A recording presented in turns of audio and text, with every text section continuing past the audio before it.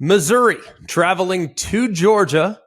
This game is about 16 points on the line or so. It's Saturday, 3:30 Eastern time on CBS. Totals around 56. Okay, a couple things to note in this game.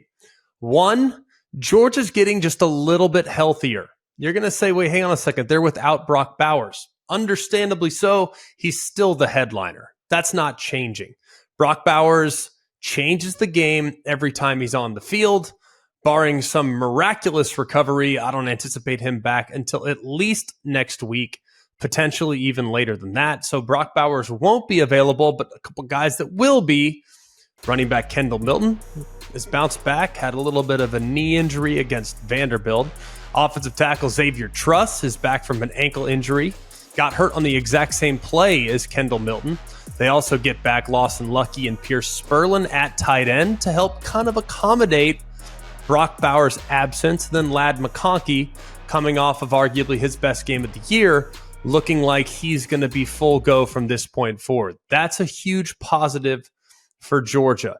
The other thing to account for in this game, if we're going to break it down line by line, here's how Missouri gets a win. Their recipe's rather simple. Fly under the radar. Unfortunately for Missouri, they haven't done that. They're too good to fly under the radar. I say that a bit tongue-in-cheek, but every time Georgia's been forced to play their A game so far this year, it's been twice, and granted, both performances coming in the last handful of weeks in the month of October, every time they've been forced to play their A game, they've found it. Second half South Carolina. The performance that we saw against Kentucky from start to finish.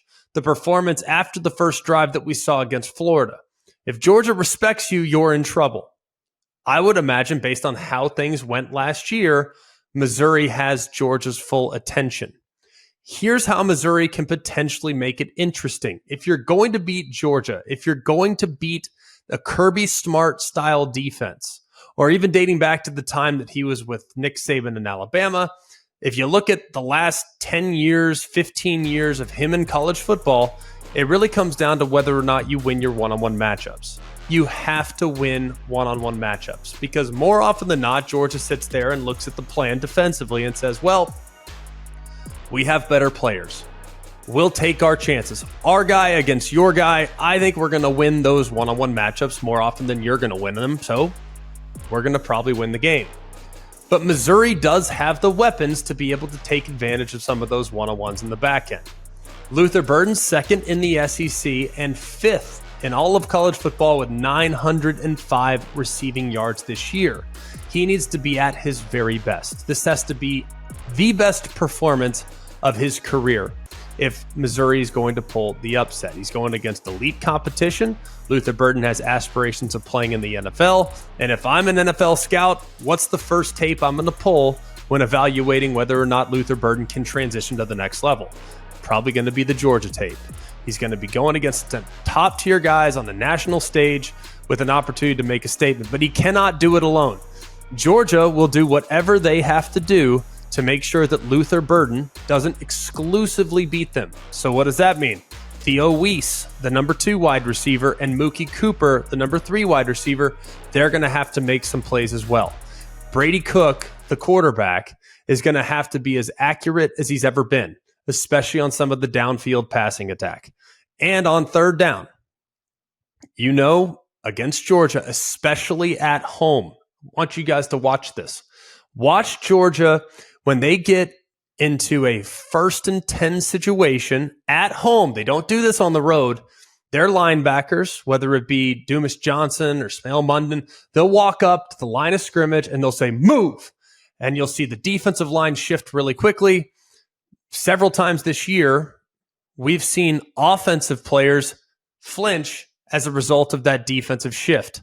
What does that do? False start on the offense. Now you're in 1st and 15, and then you're playing from behind the sticks. You can somehow get it back to 3rd and 7, 3rd and 8, and then in comes Georgia's speed. Here comes the speed, guys. And if you're in an obvious passing down against the Georgia Bulldogs, you're in significant trouble. They're going to force the ball out of your quarterback's hands quickly. They do a good job tackling on the back end, and they're probably going to drop you before the sticks. So it's very important for Missouri to stay on schedule. Some teams have had success running the football against Georgia this year. Some of those have been quarterback runs. Brady Cook is capable of that. Obviously, Schrader, the running back, is going to have to be great in this game as well, and it goes without saying. Missouri cannot lose the turnover battle. If they do, they're in big trouble. This is going to be an interesting game, but I really don't see how Missouri can ultimately win at Georgia. Can they keep it close? Can they make it interesting? The answer to both those questions are yes and yes. But can they win? I have a hard time envisioning an outcome like that. A couple trends to account for in this game. Georgia has gone over the total in 5 consecutive games, meaning if trends continue, this is likely to be a high-scoring affair. Missouri is 9-18 against the spread as a double-digit underdog since the 2012 season. Not a good sign for the Tigers, and they are just 14 of 27 against the spread on the road since the start of the 2015 season. Another bad trend for Missouri. I think Georgia wins this game convincingly and handles their business against what I think is a very good Missouri team. People are going to overreact to the outcome in this one because they're going to say, well, it's just Missouri. It's same old Missouri. Missouri's really good. And if they come up short in this game, it's not going to affect my opinion of them. I still think they are a really improved football team with dangerous playmakers offensively and a solid secondary defensively to make life difficult on the Georgia Bulldogs and the teams that they might see down the stretch.